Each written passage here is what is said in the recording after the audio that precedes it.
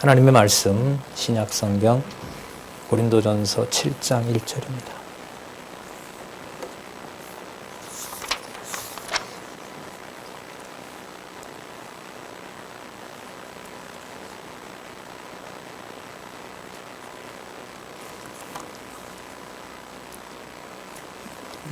제가 읽겠습니다. 고린도전서 7장 1절입니다.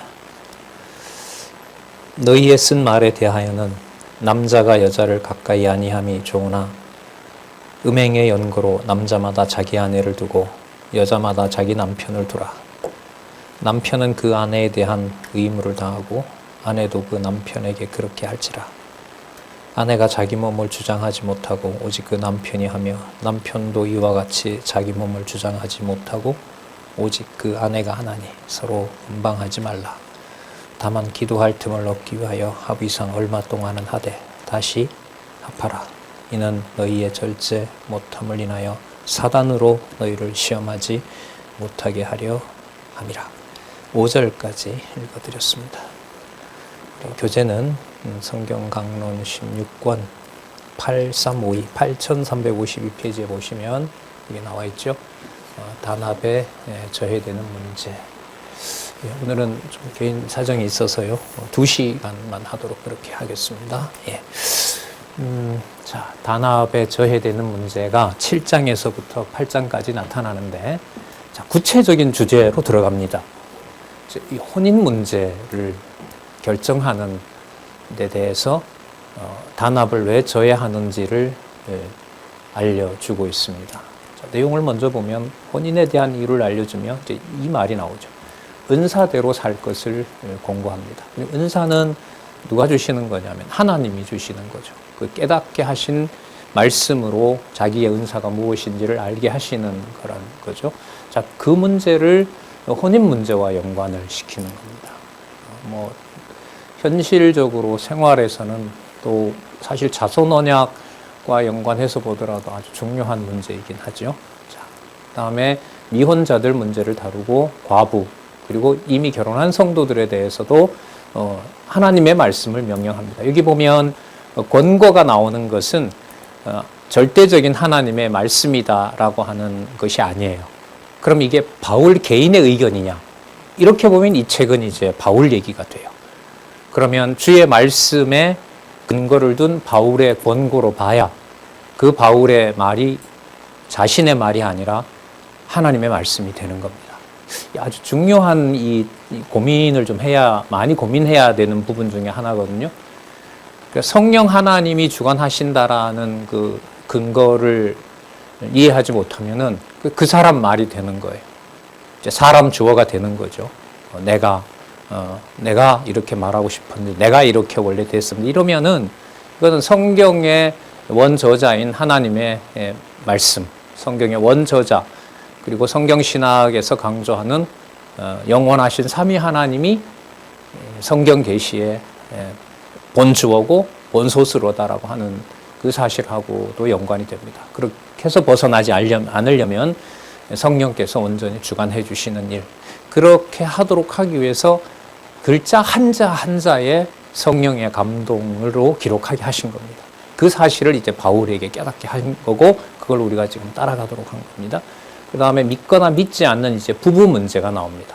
자, 믿거나 믿지 않는 부부 문제를 통해서 이야기하고자 하는 것은 바로 단합의 문제입니다. 단합의 문제. 그러니까 여러 가지 그 혼인과 관련된 일들을 통해서 혼인을 결정하는 문제에 성령께서 지혜를 주지 않으면 뭐가 일어난다? 단합이 저해된다. 그러면 다르게 말하면 성령께서 단합을 혼인을 통해서 해주신다 이 말이에요. 해주신다. 자, 이게 그러니까 좀 역설적인 거죠. 문제가 이렇게 드러난 겁니다. 그러므로 성령께서 이렇게 해주시기로 약속하셨습니다. 그래서 건덕을 위해서, 교회를 세우기 위해서 단합이 일어나게 됩니다. 그 다음에 상황에 대처하는 문제도 혼인 문제와 연관이 되는 겁니다. 그리고 무슨 문제로 가요? 여기 보면 재물이 나오죠. 재물은 이제 귀신의 상에서 먹는 거냐, 그리스도의 상에서, 하나님의 상에서 지체들과 코이노니아라고 요즘 많이 들었죠. 우리 진리 안에서 교제하는 것이냐, 그 우상 제물을 자기가 마음대로 먹으면서도 그것을 진리 안에 있다고 착각하게 되는 거죠. 그러면 그게 단합을 저해하게 되는 겁니다. 그러면 이 제물 문제에 대한 설명도 여기 우상이 나오잖아요. 우상 제물을 먹는 것하고 몸하고 관계가 되는 거죠. 그 먹는 문제가 우상 문제라면 부부 관계 문제가 바로 이 혼인 문제라면 이거 전부 뭐하고 관련되죠? 몸과 관련되는 거죠. 성경에 이제 나오는데 육의 몸으로 두느냐, 성령의 지배를 받는 신령한 몸이 되느냐. 제가 이 얘기를 하면서 이제 관심을 가지고 좀 이렇게 살펴봤을 때 로마서 12장 1절에서부터 이게 시작이 된 거예요. 거룩한 산제사로 드리라. 이렇게 시작된 거죠. 그리고 나중에 이제 지난 시간에도 말씀드렸는데 15장에 가서 부활을 얘기를 할 때 보면 사망이 쏘는 것이 죄고 죄는 뭘 가지고 죄인 만들어요? 의문의 법을 가지고 만들어요. 그러니까 바울이 만약에 자신이 기록한 이 기록을 성도들에게 강요한다면 그건 다시 율법을 강요하게 되는 겁니다. 그럼 율법을 강조하지 않는 신령한 하나님의 말씀으로 강조한다는 것은, 강조하게 된다는 것은 그 주어가 누가 된다는 거냐면 하나님이 되신다는 거예요. 그러면 성경 본문에 제가 지금 안내해드린 서론이 나와야겠죠. 나옵니다. 복잡한 얘기들을 탁탁 정리해서 그걸 하나님께 영광이 되도록 네 몸을 사용하도록 하라라고 성령께서 알려주시는 거죠. 그 말씀을 받은 자는 수행을 하게 될 것이고요. 아니면은 걸려 넘어지는 것이 되는 거고요. 그걸 우리가 중간에서 선택할 수가 있다 없다? 없다. 그건 로마서 7장 마지막 부분에서 나왔었죠. 오라 나는 권고한 자로다. 내 속 사람으로는 즐거워한데 육의 몸을 이 땅에 둔 이상은 안 된다. 도저히 불가능한다. 그래서 감사리로다. 주 예수 그리스도의 성령의 생명의 성령의 법 이렇게 갔죠. 자, 7장 1절에서부터 16절에 먼저 혼인을 결정하는 문제를 보도록 하겠습니다. 우리 지난 시간에 살펴봤던 구절이 연결고리가 좀 중요해요. 6장 19절에 보시면 너희 몸은 너희가 하나님께로부터 받은 바 너희 가운데 계신 무엇이다? 성령의 전이다. 요거 놓치시면 안 돼요. 이번 시간에 다룰 혼인 문제에 있어서도 이거 너무너무 중요한 문제예요.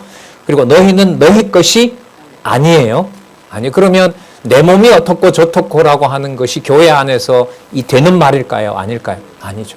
그러니까 바울이 아무리 자신이 많은 고난을 얘기해도 그걸 내가 고생했다라고 끝내버리면 그건 바울 얘기가 돼요. 바울 얘기가 아니라 하나님이 그렇게 하셨다고 한다 하더라도 서로 믿음을 주셔야 돼요. 그러니까 이게 얼마나 진리가 좋으면서도 절박한지 몰라요. 간절한 거고.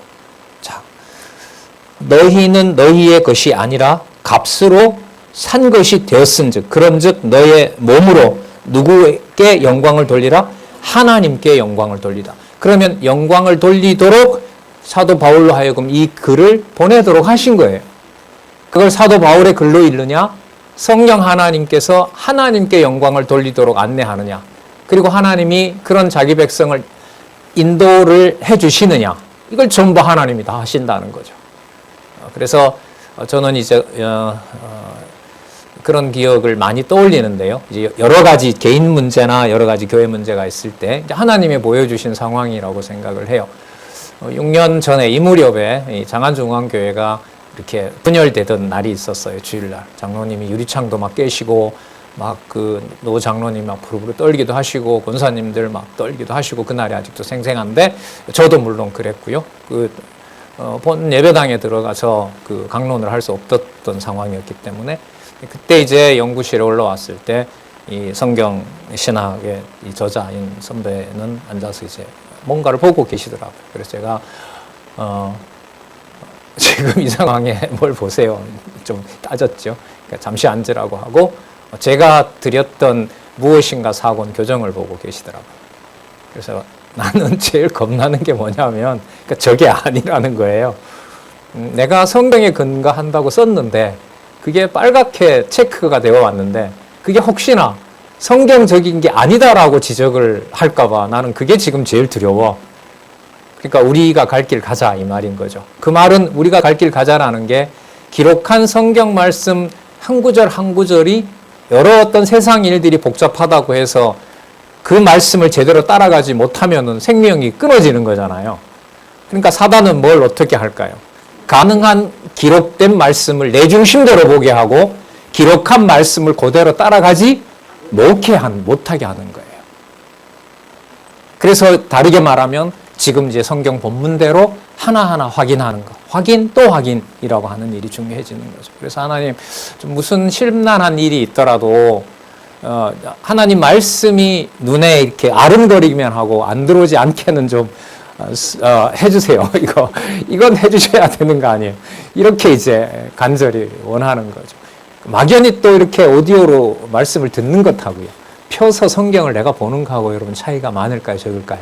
엄청나요. 그러면 그 차이가 많다는 건 누가 그렇게 해주시는 걸까요? 하나님이 그렇게 해주셔야 돼요. 해주셔야 돼요. 해주시면 너무너무 감사한 거죠. 그러니까 안 해주시면 해줄 때까지 기다려야죠. 그러다가 버린더라도 이제 그 기도까지 제가 배수진을 쳐냈다잖아요. 말씀이 안 들어와서 버리더라도 사단이 나를 주장한다고 하지 말고 하나님이 그렇게 한다고는 믿게 해주세요. 이렇게 나름 여러분 이 참 아슬아슬하게 삽니다. 언제 이렇게 떨어질지. 근데 여러분 지금 바울의 이 상황이 인간적인 이렇게 편한 세상에 살고 있는 여러분들과 저에 비하겠습니까? 인간적으로 아니죠. 이렇게 애를 들인 공들인 고린도 교회가 지금 분열이 되고 있는데, 자 보겠습니다. 주변 상황 설명이 좀 장황했네요. 자, 7장 1절에 우리 아까 봤죠. 너희가 쓴 말에 대하여 이걸 아마 편지를 가져왔는가 봐요. 그래서 여러분이 고린도 전서 후서에 이 놀라운 이 성경의 이 구조가 있어요. 배경이 있어요. 무슨 뜻이냐면 이 1장부터 이렇게 가면 지금 7장 1절에 보면 너희가 쓴 말에 대하여, 그리고 3명이 왔으니까 이분들이 와서 또 뭘 설명을 했을까요? 고린도 교회 상황을 이렇게 설명했겠죠. 오늘 뭘 얘기하고 순서대로 쭉 얘기한 거예요. 근데 바울이 거기에 대해서 순서대로 얘기를 해요. 순서대로 얘기하다 보니까 고린도 전후서에 보면 얘기들이 다양한 거예요.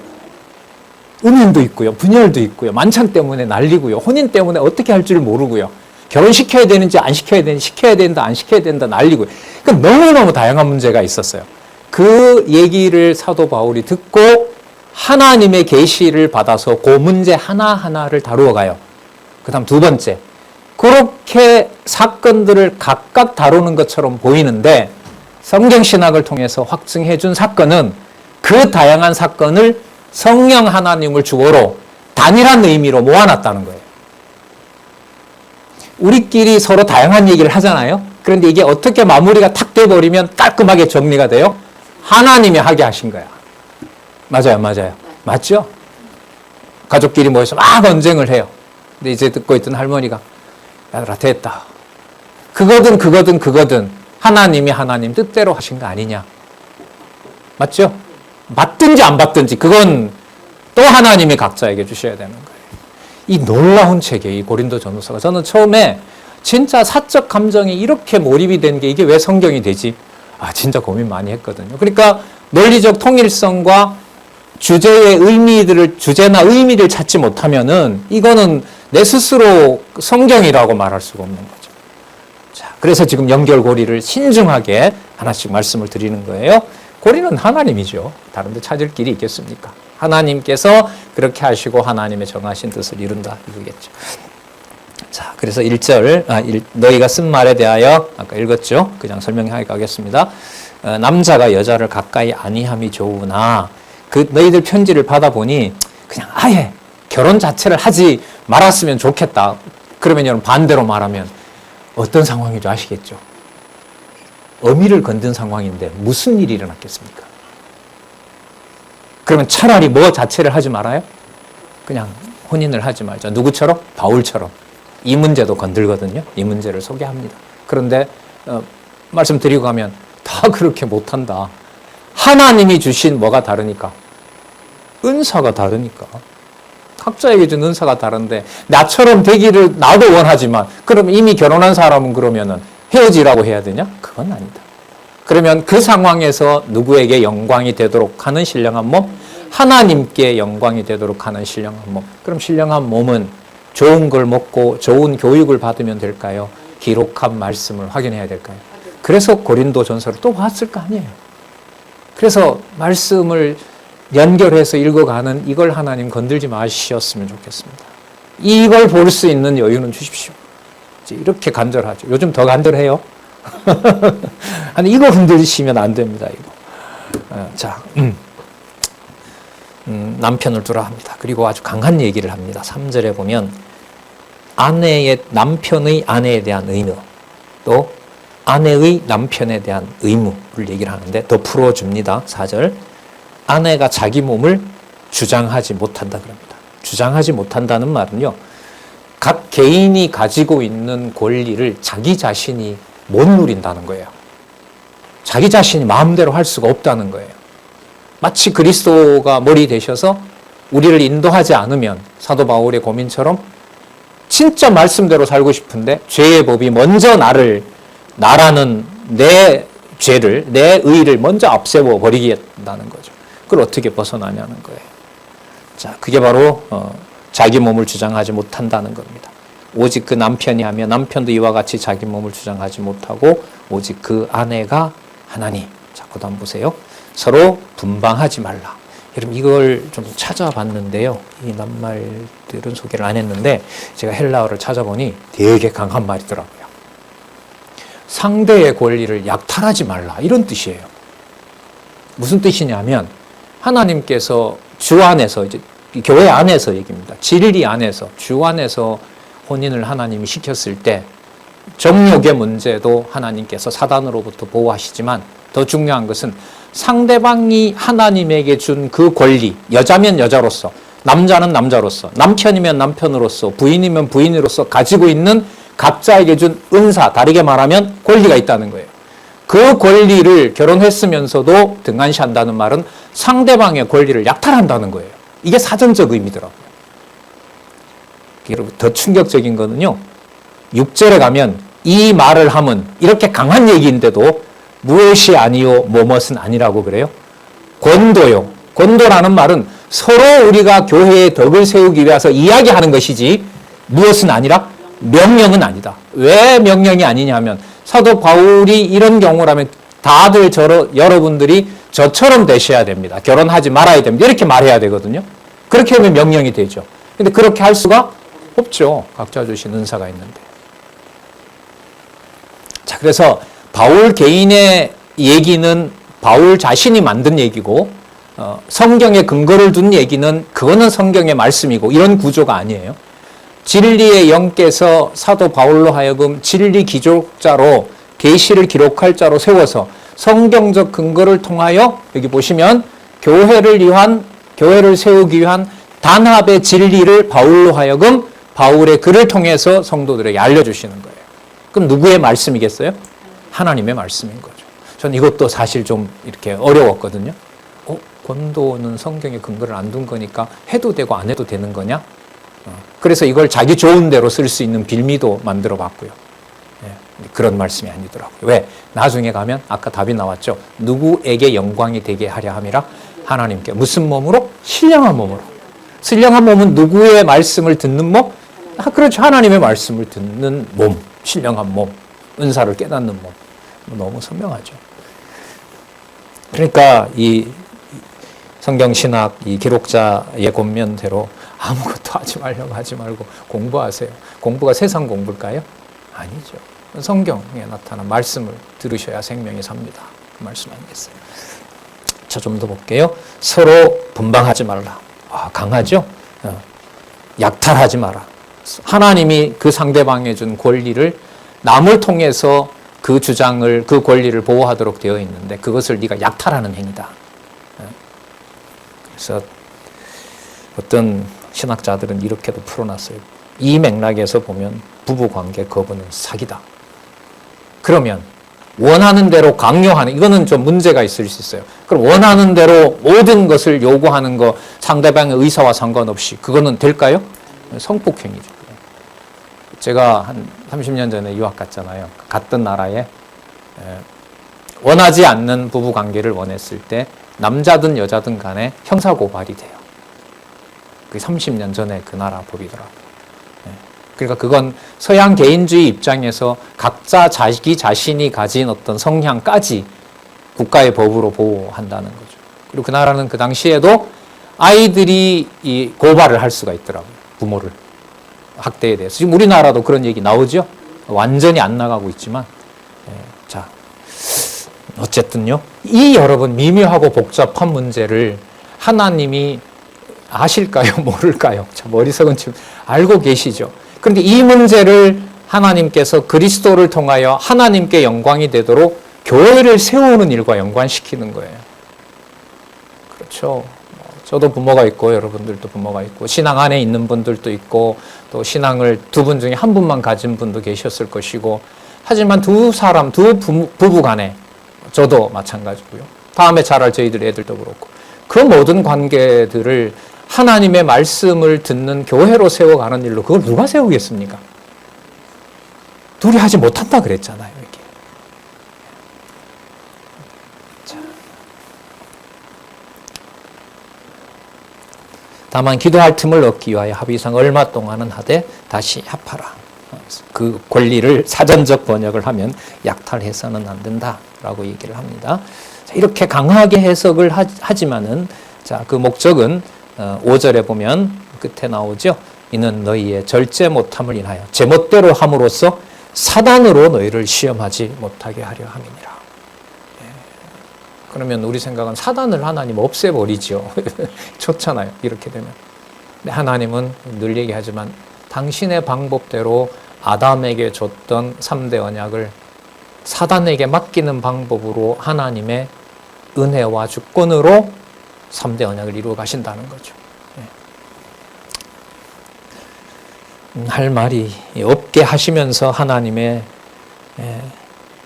이름 여호와가 생각이 나게 하시는 겁니다. 그러나 내가 이 말을 하면 권도요. 뭐는 아니다? 명령은 아니라. 그래서 그 다음에 은사 얘기가 나오는 거죠. 나는 모든 사람이 나와 같기를 원하노라. 그러니까 사람들의 답이 이거였던가 봐요. 야, 우리 그럼 주의 일에 전념하기 위해서 사도 바울처럼 뭐 하지 말자. 아야, 우리 결혼하지 말고 그냥 살자.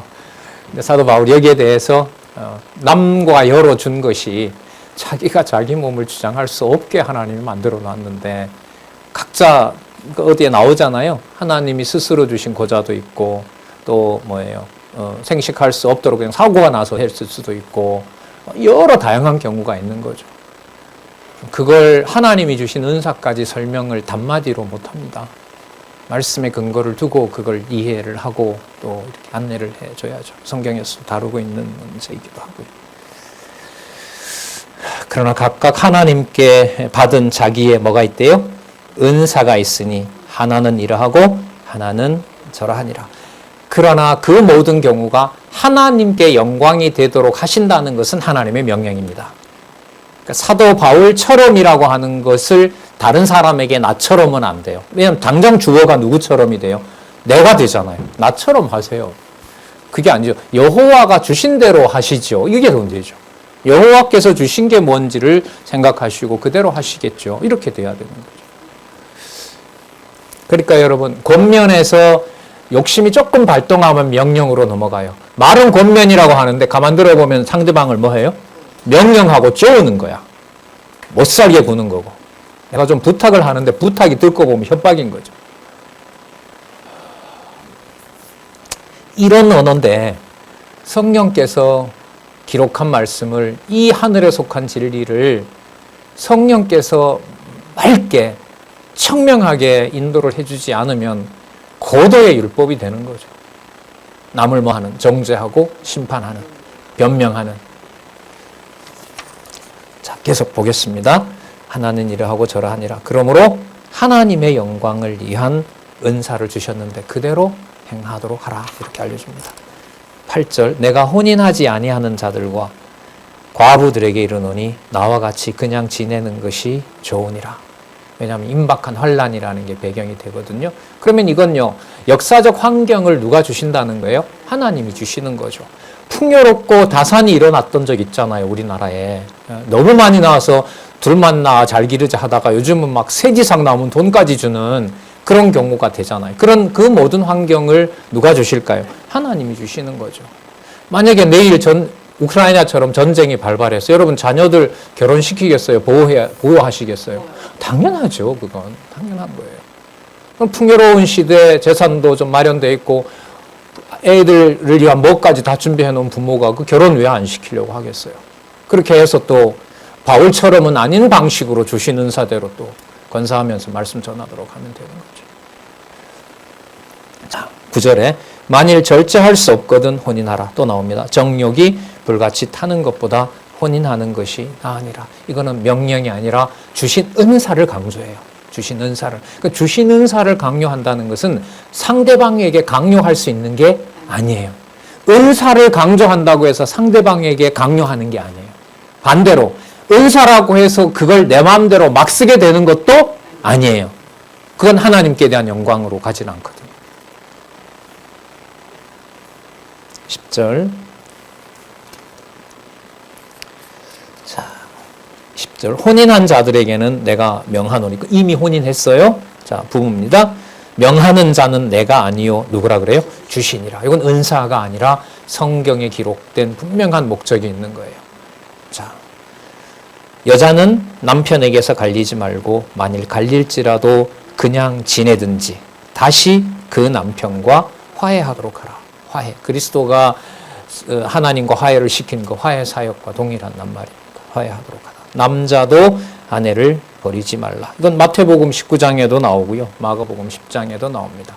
이 원리는 아담에게 하와를 데려다가 한 몸으로 만든 비밀이 있고 그것은 하나님의 교회의 비밀을 알아가는 데 중요하고 현실적으로는 사단이 틈타지 못하게 하도록 그 혼인을 하나님께서 허락한 거란 말이죠. 그 사람의 성향에 맞게끔. 그러나 이렇게 되든 저렇게 되든 그것은 하나님이 주신 은사이기 때문에 각자 주신 자기 경우에 대해서 각자 하나님이 주신 은사가 무엇인지를 깨닫고 나처럼이라고 하는 나를 끌어들여서 바울처럼이라고 강요하지 마세요. 단 진리 안에 있었을 때 나중에 13장에 나오잖아요. 기록한 말씀에서 벗어나면 사랑의 교제는 안 됩니다. 법적으로 동등하게 지내자. 우리나라는 여성들이 일방적으로 당했잖아요. 물리적인 힘도 약하고 해서. 그래서 경찰에 신변보호도 요청하고 해도 또 막 폭력이 일어나고 그러잖아요. 그걸 법적으로 완벽하게 보호해 준다고 하면 신변이야 보호를 받겠죠. 하지만 그 정신의 상태, 영혼의 문제, 그런 문제에 대해서는 세상 법이 해줄 수는 없는 거거든요. 그러니까 하나님께서 어떤 여건을 주시려는지 지금 로마의 침략이 점점 다가오는 게 온 세상에 다 퍼져 있는 사실인데 그때 서둘러서 결혼하는 거 그리고 자기 혼자 살겠다고 부인을 버리거나 가족을 팽개치고 간 것은 그거는 결혼을 해주게 하신 하나님의 본래 목적을 모르는 거죠. 다시 그걸 그러니까 말씀에 이렇게 약속되어 있으니까 이렇습니다라고 소개해 주는 겁니다. 자,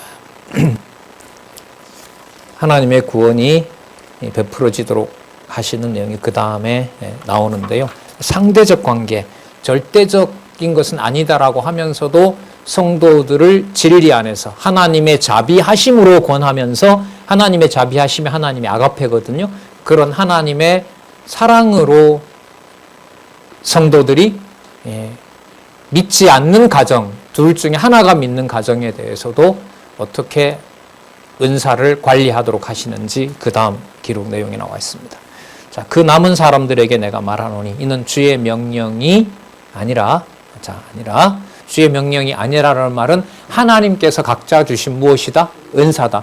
그러니까 명령이 아니라고 해서 하나님의 명령을 무시하고 마음대로 한다 이 말이 아니에요. 그건 진리를 벗어나는 거예요. 자, 만일 어떤 형제에게 믿지 아니하는 아내가 있어 남편과 함께 살기를 좋아하거든 저를 버리지 말며 어떤 여자에게 믿지 아니하는 남편이 있어 아내와 함께 살기를 좋아하거든 그 남편을 버리지 말라. 이 결혼한 상황을 말하는 거죠. 자, 그러나 가라고 하면 가라. 내보내면 가라. 하지만 하나님이 그리스도를 보낸 것은 아까 뭐가 나왔죠? 화평케 하려고 했으니까, 화합케 하려고 했으니까 진리를 생각한다면 그 자에게 진리를 권하는 기회로 삼도록 해라. 이런 취지로 얘기를 지금 소개를 계속하고 있습니다. 14를 믿지 아니하는 남편이 아내로 인하여 거룩하게 되고, 여러분 거룩하게 된다는 것은 누구의 자녀임을 깨닫게 된다는 거죠. 그렇죠. 하나님의 택한 백성임을 깨닫게 된다. 그런 하나님 믿었어 당신, 이렇게 깨닫게 되는 거죠. 믿지 아니하는 아내가 남편으로 인하여 마찬가지입니다. 거룩하게 되나니. 자, 그 다음 보세요. 그럼 여러분 그 둘 사이에서 자녀가 태어났어요. 반반으로 태어날까요? 반반으로 태어나서 한쪽 몸은 믿는 자고 한쪽 몸은 믿지 않는 자고 그런 걸까요? 아닌 거예요. 거룩하게 되는 것이 하나님께서 만들어가는 방식이 있는 거죠. 부모가 다 믿는 가정에 태어나서 믿을 수도 있고 안 믿을 수도 있어요. 둘 중에 엄마가 신자이고 아버지가 나중에 엄마를 따라서 믿었을 수도 있고 그 반대일 수도 있는 거죠. 그래서 여기에 무슨 문제가 들어오느냐? 왜 화합을 해야 되느냐? 둘 중에 하나라도 주의 진리를 믿는 가정에서 그 자녀가 있다면 그 자녀가 무엇이 되도록 하나님이 했을 수 있다? 그렇죠. 거룩한 자녀로 만들 수가 있는 거니까 기분 나쁘다고 팽개치고 나오지 말고 그 자녀를 생각해서 진리로 거룩함을 받도록 안내해 주면 좋겠다. 하지만 이건 명령은 아니다. 왜냐하면 그 자녀도 하나님이 주신 자녀고 하나님이 키워가는 자녀이기 때문에 마음의 뜻한 것과 내 욕심과 내 욕심을 극복해서 하나님이 하게 해주시는 것을 의존해서 하나님께 영광이 되도록 하는 것. 이건 성경은 선명하게 그 길을 안내를 해주고 있어요. 볼게요. 그렇지 아니하면 너희 자녀도 깨끗이 못하니라. 육의 기준으로 보면 깨끗할 수가 없죠. 그러나 이제는 뭐 하다 그래요?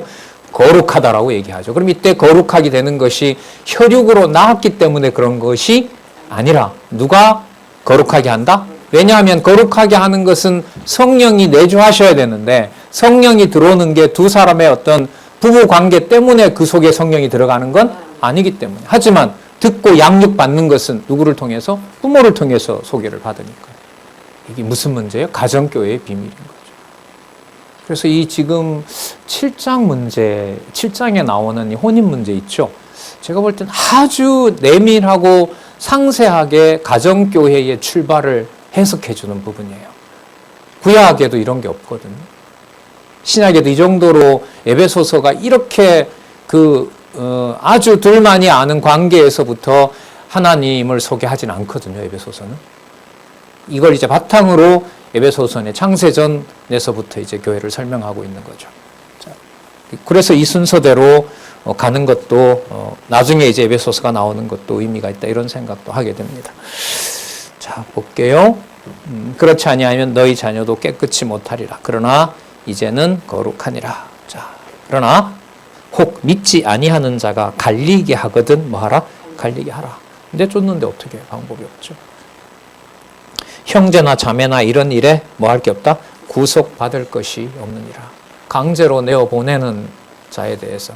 근데 예수님 당시에 보면 유대인들은 어떻게 했죠? 강제로 내어보내는 계산을 한 자들이 있었죠. 뭘 가지고? 율법을 가지고. 아주 사악한 경우죠. 그러니까 합법적인 것처럼 보이려고 이혼 증서를 율법에 있는 대로 써서 내보내는 거죠. 혐의도 없는데 불구하고. 혐의가 있으면 또 모르겠지만은. 이걸 성령께서 주신 은사대로, 주신 환경에 따라서 성령께서 단합을 시키는 겁니다. 그러니까 아마 이게 이 고린도에서 온 편지와 이 세 사람들이 교육할 때는요, 그럼 누구네 집은 어떻게 돼요? 누구는 경우는 어떻게 되는데, 아마 이게 구체적인 실명들이 거론했을 거라고요. 그런데 그 실명을 거론하는 것이 아니라 바울은 어디에 가서 이걸 설명해버려요? 누구를 주어로 해서? 하나님을 주어로 해서 이걸 설명을 해 들어가요. 그러면 누가 깨달음을 주시고 누가 질서를 잡아간다는 거죠? 하나님께서. 진짜 알 수가 없어요. 이 진리의 말씀으로 집안에 생기는, 집안의 가정을 이루게 해주시고 그 사이에서 생기는 모든 일체의 관계를 누가 그렇게 알 수가 있겠습니까? 제가 철학 공부한다고 책을 읽었을 때는 로만 가톨릭이 부부의 침실까지 통제합니다. 고해성사 하잖아요. 가톨릭에. 고해성사 항목에 그 항목까지 집어넣어요. 그러니까 남편이 모르고 부인이 모르는 걸 누군 다 아느냐? 이 고해 신부는 다 알아요. 그래서 제가 읽었던 철학자가 아주 사악한 놈들이라고. 그것까지 통제를 하려고 한다고. 요즘은 여러분 누가 하죠? 정신과 상담 의사가 하죠. 서로 다 못하거든요. 둘이 손잡고 가서 얘기 다 하는 거 아니잖아요. 따로따로 하죠? 그럼 그 정보 누가 알고 있어요? 예, 그 사람이 알고 있는 거죠. 그걸 이제 두려워하는 사람들이 그걸 국가 정보에다 넘겨버리면 어떤 정적을 죽일 때 이 사람 정신병자입니다. 그거 터뜨려버리면 되는 거죠. 남의 무덤에다가 말뚝까지 박는 세상이니까요. 참 이 권력에 눈이 멀면 옛날에 뭐 있잖아, 이렇게 뭐 집 같은 거 만들어 놓고 이게 뭐라 그러죠? 뭐 바늘 갖다가 호주 비우면 교회는 이런 일이 안 생기겠죠. 가정교회는 안 생기죠. 더 생기죠. 더 충격적인 거 많잖아요. 그래도 하나님 바울 통해서 보낸 말씀을 외면하지는 말게 해주세요. 말씀을 보게 해주세요, 하나님. 그러나 혹 믿지 아니하는 자가 갈리거든 갈리게 하라. 형제나 자매는 이런 일에 뭐를 받을 게 없다? 구속을 받을 것이 없다. 어떤 자다? 자유한 자다. 자유한 자다. 다만 아쉽겠죠. 왜? 화합해서 같이 하나님의 교회로 단합해서 세워가지 못하는 거니까. 하지만 뭐가 다른데? 주신 은사와 또 상황이 다른데. 그야말로 누굴 탓하랴? 하나님의 영광을 위하는 일로 하나님 하시는 일인데. 그러나 하나님은 다시 나옵니다. 뭐 중에서 너희를 불렀다? 화평 중에서 너희를 불렀다. 누구를 화평의 그 중보자로 세웠죠? 그리스도로 말미암아 우리가 화평을 얻은 자로 세웠기 때문에 이 세상에 둔 성도로서의 출발은 그리스도 안에 있는 화평 아니냐. 아내 된 자여 내가 남편을 구원할런지 어찌 알 수 있으며 남편 된 자여 내가 내 아내를 구원할런지 어찌 알 수 있으리요. 그러니까 하나님이 주신 화평으로 이 글의 결론이 나는 거죠. 그럼 아까 글은 무엇으로 결론이 났어요? 하나님이 주신 것으로. 우리 지난 시간에 살펴봤던 6장 20절에 값으로 산 것이 되었으니 그런즉 너희 몸으로 누구에게 영광을 돌리라? 하나님께 영광을 돌리라. 자, 지금은 하나님께서 화평 중에서 부으셨다. 그리고 화합하도록 하나님이 그렇게 하셨다. 그럼 이거 전부 무슨 주제와 같이 연관이 되죠? 단합하고 연관이 되죠. 자, 그 다음 7장 17절에서부터 40절에 그래서 상황에 대처하도록 하세요. 그러면 어떤 상황에는 못하고 어떤 상황에는 하고 이런 걸까요? 아니면 하나님 기준으로 각자 주신 은사 따라서 그 상황에 맞는 대처를 하게 하신다는 걸까요? 후자인 거죠. 자, 볼게요. 그래서 상세하게 바울로 하여금 기록하는 겁니다. 여러분, 주어가 하나님이 이제는 말이 또 나올까요? 안 나올까요? 당연히 나와야죠. 오직 주께서 당장 나오네요. 각 사람에게 나눠주신 대로 하나님이 각 사람을 부르신 그대로 행하라. 은사와 소명이죠. 부르신 소명이잖아요. 소명과 부르심이 있는 겁니다. 내가 어디에 이같이 명하노라? 모든 교회에서 이와 같이 명하노라. 가정교회 포함해서요. 가정교회에서부터 시작하는 데서 하나님이 각자에게 나눠주신 은사를 소개합니다. 18절 할례자로 부르심을 받았느냐. 그러니까 유대인이냐 유대인이 아니냐. 그거 뛰어넘는 겁니다. 할례자로 부르심을 받은 자가 있느냐. 무할례자가 되지 말고 무할례자로 부르심을 받은 자가 있느냐. 할례를 받지 말라. 다 외형적인 거죠. 외형적인 겁니다.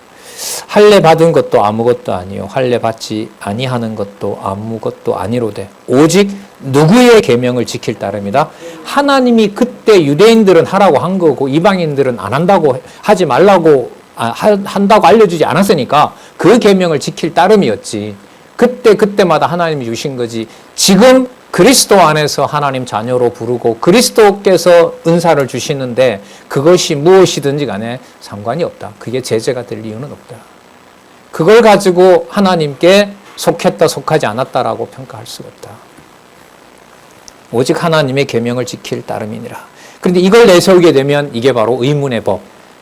글로 기록된 증명서, 추천서, 사실증명 확인서 이런 게 이제 신비에 새겨진 성령의 보증을 무시하는 거죠.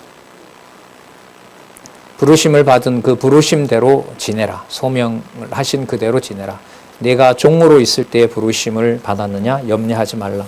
하지만 자유할 수 있거든 차라리 사용하라. 당시 노예 제도가 있었잖아요. 그러면 그 노예에서 벗어날 수 있다면 벗어나라. 하지만 22절 주 안에서 부르심을 받은 자는 누구라도 종이라도 주께 속한 자요. 이게 사회적 상황으로 보면 뭐 모든 주인이 다 좋지는 않겠지만 참 어려운 상황이겠죠. 노예가 그리스도를 믿게 하려면 아마 주인이 허락해야 된다는 면에서는 주인 잘 만난 거겠죠. 성경에 또 그런 종들의 이름이 나오기도 하고요. 주께 속한 자유자요. 또 이와 같이 자유자로 있을 때에 부르심을 받은 자는 자유자라고 자랑하지 말고 누구의 종이다? 그리스도의 종이다. 들어오죠? 그리스도의 종, 신령한 그리스도가 주신 은사. 자기가 주인이다라고 행세하지 마라. 그리스도의 종이지 않느냐. 다시 정리합니다. 23절. 자, 왜냐하면 자유자든 종이든 너희는 무엇으로? 값으로 사신 것이니. 사도행전에 벌써 이게 나왔죠. 하나님께서 핏값으로 사신 교회 이렇게 나왔죠. 값으로 사신 것이니 사람들의 종이 되지 말라. 요즘 우리 사회에 나오잖아요. JMS 1만 명의 여신도들을 건드렸다고 충격 속에 지금 사로잡혀 있는데 진리 모르면 못 깨달으면 종교는 사람 종 되는 겁니다. 그야말로 이제 몸과 영혼과 모든 물질까지 다 피폐해지는 거죠. 요즘 청년들이 이걸 많이 보더라고요. 그 넷플릭스라는 유명한 그 영상 매체에서 했기 때문에 아마 이게 많이 확산이 되는 것 같아요. 그래서 저희 청년들도 다시 공부하는 그런 계기가 되고 저는 제가 만나는 청년들한테 다른 이유는 없다. 드러난 신천지나 JMS 한번 봐라. 모르면 사람은 약하기 때문에 갈 수밖에 없다. 제발 좀 공부 좀 했으면 좋겠다. 24절. 자, 사람의 종이 되지 않는다는 말은 어떻게 드러나냐면 각각 부르심을 받은 그대로를 알아야 될 거 아니에요. 그죠? 각각 부르심을 하나님이 그대로 부르심을 받았다는 걸 깨닫고 누구와 함께 거할 때 하나님과 함께 거할 때 여러분 이건 약속이거든요. 마태복음 28장 20절에 내가 항상 너희와 함께 할 것이라 임마누엘. 이 약속을 지금 고린도 교회 단합의 문제와 연관해서 알려주고 있습니다. 자, 다시 이 부분에서 하나님과 함께 거하라. 그리스도의 종이라는 것을 설명을 해주고 다시 구체적인 문제로 들어가서 얘기합니다. 처녀, 기혼자 여러 상황에 대해서 얘기합니다. 그러면 이거는 또 다른 사건으로 가는 것이 아니라 하나님과 함께 거하게 하신다는 것을 목적으로 읽어야겠죠. 누구의 종이라는 것을 염두에 두고 봐야 되겠어요. 사람의 종이 아니라 그리스도의 종이라는 개념을 두고 이걸 읽으면 안 되는 거예요. 그러면 처녀 이러면은 이건 교회에 있는 처녀를 말하는 거죠. 그리스도의 종 되고자 하는 자에게 전하는 말씀이지 않겠습니까? 한번 보자고요. 처녀에 대하여는 내가 주께 받은 계명이 없으되 주의 자비하심을 받아서 충성된 자가 되어 의견을 고하노니. 이 말은 주의 자비하심을 받아서 충성된 자가 돼서 의견을 고한다는 말은 이 이면에는 계시 기록자의 권위를 하나님이 자신에게 줬다는 것이 전제가 됩니다. 자, 그리고 그렇기 때문에 바울의 말이 권위가 있다는 것이 아니라 바울의 그 전하는 말이 하나님이 준 게 아니면 바울 말이 되는 거잖아요. 바울이 넘어지는 거죠.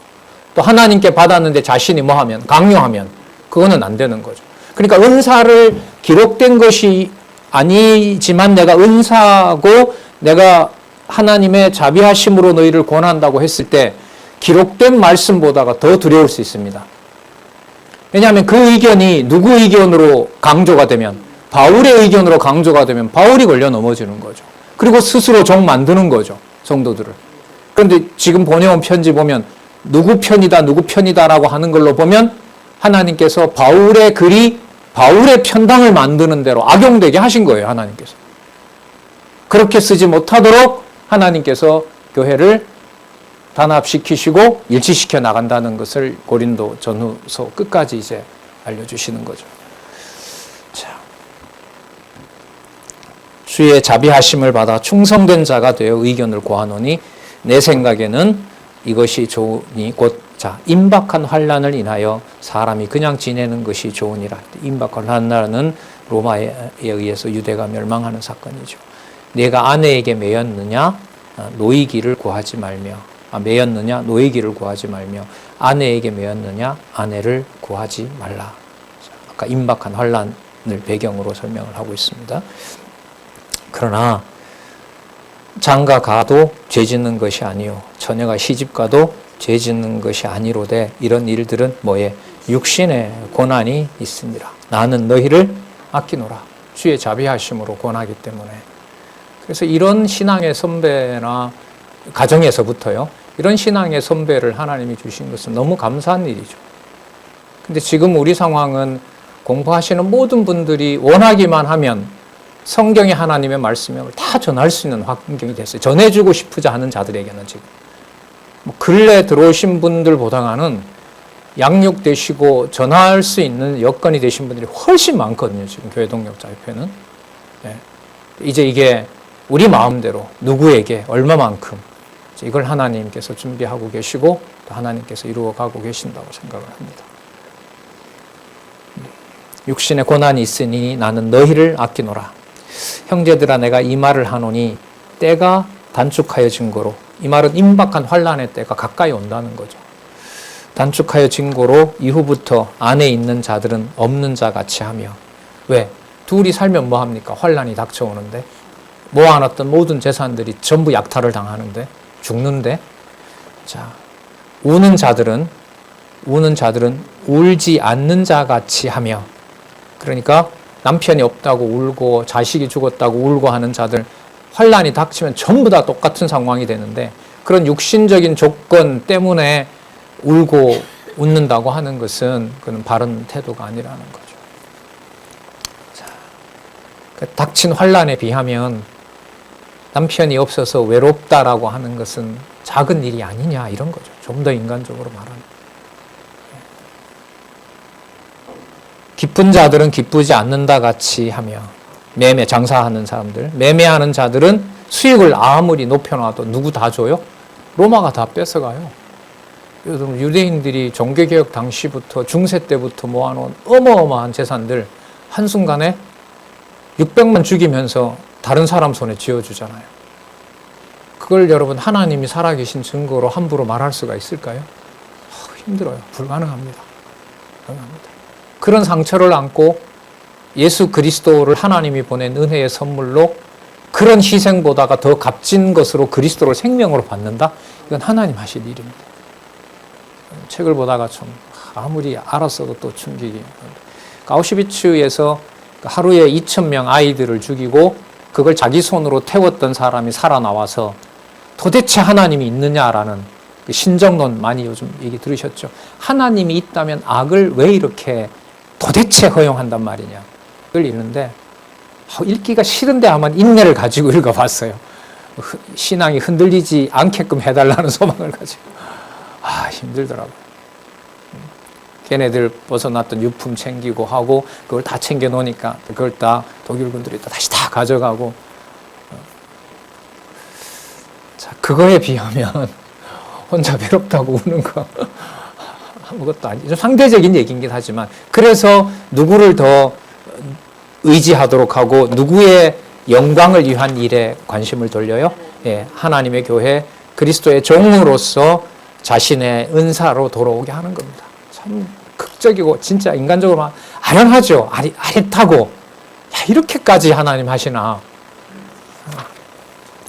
자, 31절 세상 물건을 쓰는 자들은 다 쓰지 못함 같이 하라. 왜냐하면 이 세상의 형적은 지나갑니다. 다 끝난다. 자, 이렇게 말씀드리는 이유는 오직 주 예수 그리스도의 몸된 교회의 지체로서 받은 바 은사를 통하여 그리스도의 몸된 교회를 위해서 살아가게 하시는 데 목적이 있습니다. 그게 32절에서부터 35절에 나옵니다. 잠시 쉬셨다가 11시에 7장 32절부터 하겠습니다.